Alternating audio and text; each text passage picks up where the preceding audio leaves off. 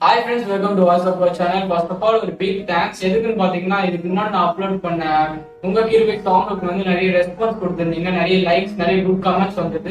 அதெல்லாம் எனக்கு ரொம்ப மோட்டிவேஷனா இருந்தது. இதே மாதிரி நீங்க லைக் சப்ஸ்கிரைப் பண்ணுங்க, அது எனக்கு ரொம்ப மோட்டிவேஷனா இருக்கும்.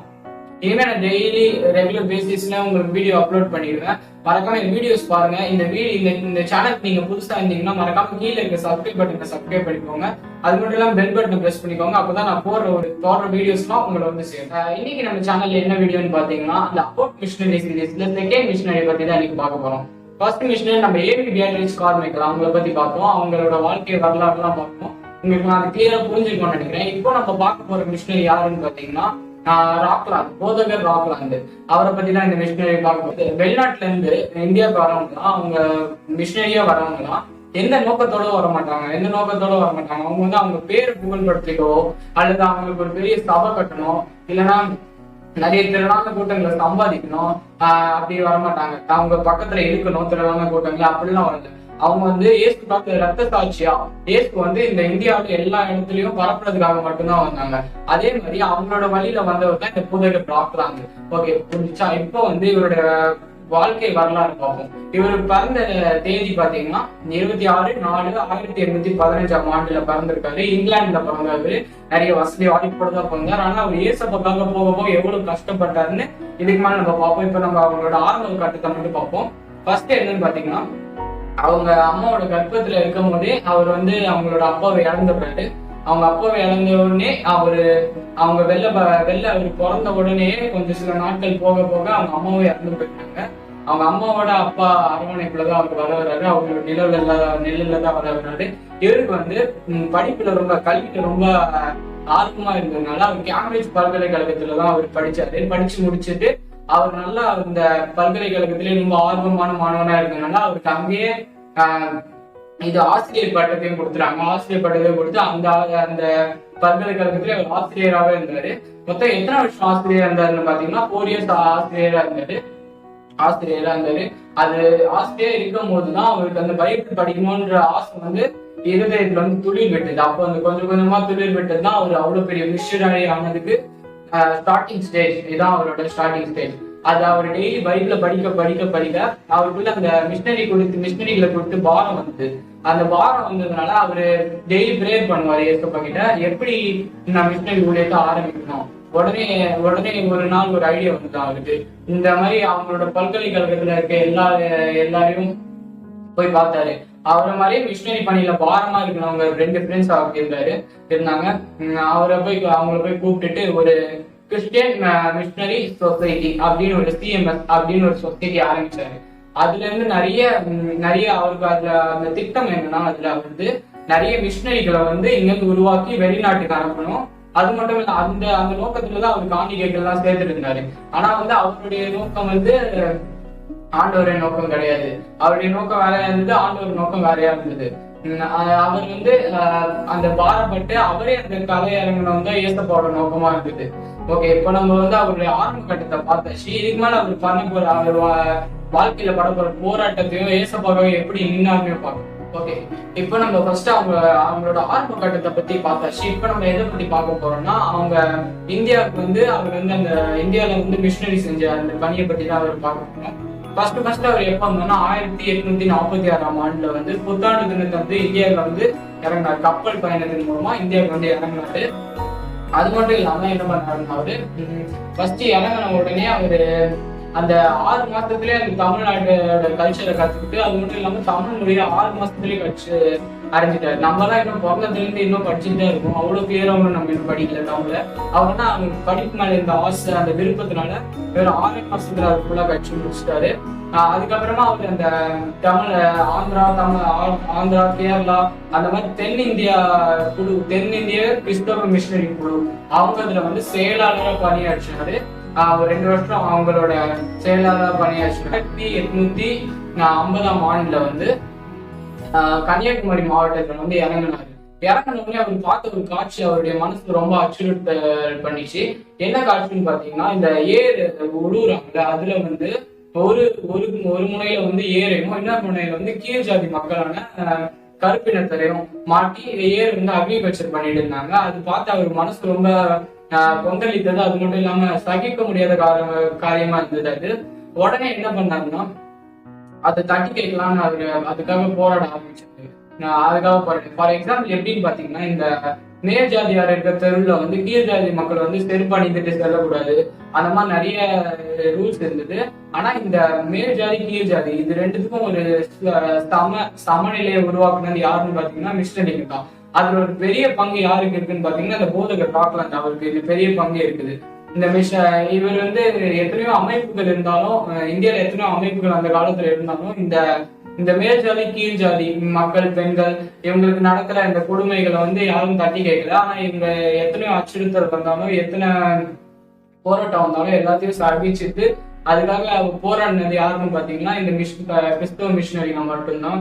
இதான் அவருடைய இந்தியாவில் அவர் செஞ்ச மிஷினரி பணி. இது மாதிரி இந்த கருப்பினத்தர் வெள்ளை இனத்தர் இவங்க 2 பேருக்கும் சமம் உண்டாக்குறதுல வந்து அவரு ரொம்ப ஆர்வம் கொண்டாரு. அதை அவர் செஞ்சு முடிச்சாரு.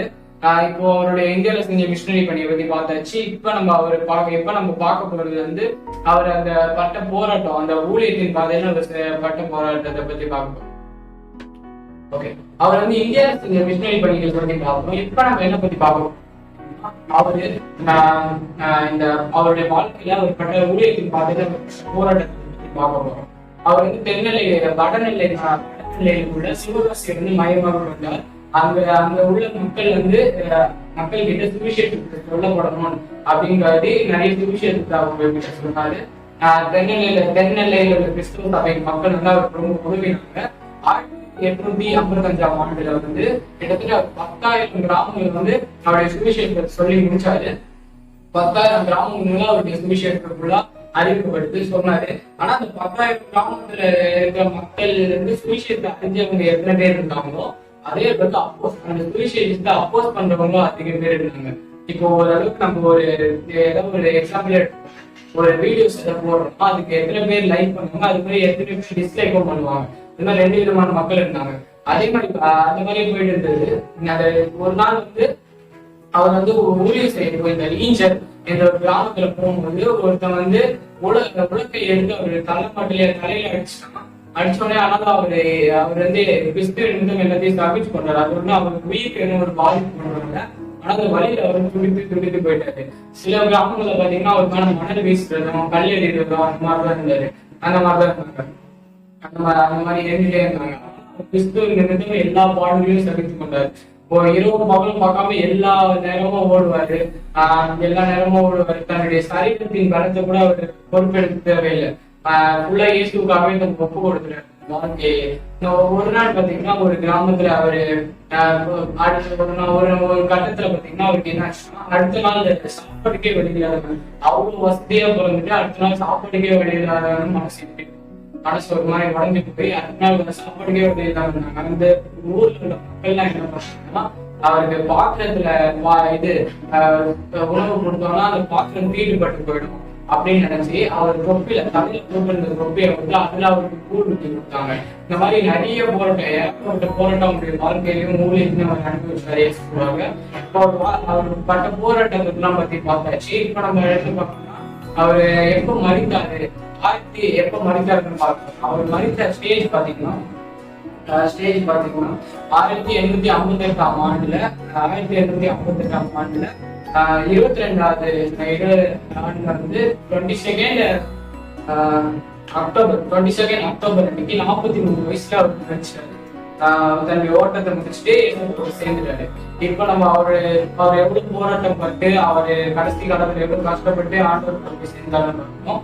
அது சேர்ந்ததுக்கு அப்புறம் அவருக்கு எவ்வளவு மகிழ்ச்சி. அவருடைய இறுதி நாட்கள் அந்த முடியும் போது புதைக்கும் போது அவரெல்லாம் என்ன இருக்கணும்னு எனக்கு கருத்து பார்க்கணும். ஓகே, இப்ப அவருடைய ஊழியத்தின் வாழ்க்கையில அவர் பட்ட போராட்டத்தை சொல்லியிருப்பாங்க. இப்ப என்ன பண்ண போறோம்னா அவர் இறுதி நாட்கள்ல அவருக்கு எப்படிலாம் புதைத்தாங்க அதை பத்திலாம் அவருக்கு பார்க்க போறோம். எவ்வளவு மகிமை இருந்தது அதை பத்திலாம் பார்க்க போறோம். ஃபர்ஸ்ட் நான் சொல்லிடுறேன், கிறிஸ்தவ மிஷனரிகள் வந்து புதைக்கப்படல, அவங்க வந்து விதைக்கப்படுறாங்க. அவங்க விதைக்கப்பட்ட இடத்துலயே அவங்க 1000 மடங்காவும் நிறைய படம் கொடுத்துட்டு இருக்காங்க. இனிமே நான் இப்ப என்ன பாத்தீங்கன்னா, ஃபர்ஸ்ட் அவர் வந்து மறித்த பிறகு அங்க இருக்க சபை மக்கள், அவர் அறிந்த மக்கள், அவருடைய ஊழியத்தின் சாட்சியெல்லாம் அறிந்த மக்கள் வந்து என்ன பண்ணாங்கன்னா, நீ பழையப்பட்டி அப்படின்ற ஊர்ல வந்து அவர் அடக்கம் பண்ண சொல்லி போனாங்க. அவர் ஃபர்ஸ்ட் இந்த பிரசன்னம் சுவிசேஷத்தை சொன்ன இடம் வந்து அந்த பனையம்பட்டி. அந்த இடம் பனையம்பட்டியில தான் அவர் ஊழியம் செஞ்சாரு ஃபர்ஸ்ட். அது போகிற வழியில என்ன ஆச்சுன்னா, போற இந்த சாலையை தாண்டும் போது வெறும் வெள்ளப்பெருக்கா வந்துச்சு. அது மட்டும் இல்லாம சாப்பமான ரொம்ப ரோடெல்லாம் ஃபுல்லா வெள்ளமா இருந்தது. அதனால அவங்க அதை தாண்டி கடக்க முடியல. அதனால என்ன பண்ணாங்கன்னா, அங்க பக்கத்துல இருக்க இடத்துல புதைச்சிட்டாங்க. அது புதைச்சதுனால என்ன ஆச்சுன்னா, மக்களுக்கு வந்து ரொம்ப மனச்சோர்வா இருந்தது. மனச்சோர்வாக இருக்கப்ப இவ்வளவு புதைக்கணும் அப்படின்னு சொல்லிட்டு அவங்களுக்கு ஒரு கலக்கமாவே இருந்தது. அதனால அவங்க என்ன பண்ணாங்க, அந்த காலத்துல ஒரு பிரச்சனை இருந்தது, கிறிஸ்தவர்கள் வந்து பொது கிணற்றுல வந்து தண்ணீர் எடுக்கக்கூடாது அப்படிங்கிறது. அதுக்காக இருக்க போதகர் கடற்கரையில இருக்க ஜனங்கள் எல்லாரும் சேர்ந்து ஒரு கிணற்றை தோண்டி ஒரு கிணற்றை கட்டினாங்க. அது வந்து இன்னைக்கும் இருக்கு, கிறிஸ்தவ கிணற்று வளாகம் என்று இன்னும் அந்த ஸ்ரீவெளிபுத்தூர்ல இன்னும் இருக்கு. ராக்கில் அந்த புதைச்ச இடத்துல தோண்டி அவரை எடுத்து அவர் வந்து கிறிஸ்தவ கிணற்று வளாகம் அவர் வந்து புதைச்சாங்க. புதைச்சாங்க. நான் முன்னாடி சொன்ன மாதிரி கிறிஸ்தவர்கள் வந்து புதைக்கப்படல, அவங்க விதைக்கப்படுறாங்க. அவரு இந்த புதைக்கப்பட்ட இடத்துலயே ஒரு பெரிய அருகிலேயே ஒரு பெரிய சபை வந்து ஒண்ணு வந்து உருவாயிடுச்சு. அந்த சபைக்கு பேர் வந்து போதவே டாக்டர். இது மாதிரிதான் அவருடைய கடைசி நாட்கள் தான் அவர் வந்து எவ்வளவு மகிமையா இருந்தாங்க. நீங்களே பாத்தீங்கன்னா அவங்க சொல்லும் போதே உங்களுக்கு புரிஞ்சிருக்கும். கர்த்தருக்காக எல்லாம் செஞ்சா அவர் கண்டிப்பா நம்மளுக்காக எல்லாம் செய்வாரு. கர்த்தருக்காக எல்லாம் செய்யணும். நாம் எல்லாமே நம்மளுடைய பெருமைக்காக செய்யக்கூடாது. எல்லாமே அவருடைய சித்தத்தின்படி செஞ்சா கடைசி அவருடைய உண்மையான கிரீடத்தை பெற்று சொல்லலாம். ஓகே ஃப்ரெண்ட்ஸ், இன்னைக்கு வீடியோ அவ்வளவுதான். இன்னைக்கு நான் போட்ட வீடியோ உங்களுக்கு நல்லா பிடிச்சிருந்தா லைக் பண்ணுங்க, ஷேர் பண்ணுங்க, மறக்காம எங்க சேனலை சப்ஸ்கிரைப் பண்ணிடுங்க. கீழே நிறைய கமெண்ட்ஸ் கொடுங்க, குட் கமெண்ட்ஸ். அப்பதான் எனக்கு நல்லா மோட்டிவேஷனா இருக்கும். Okay, thank you.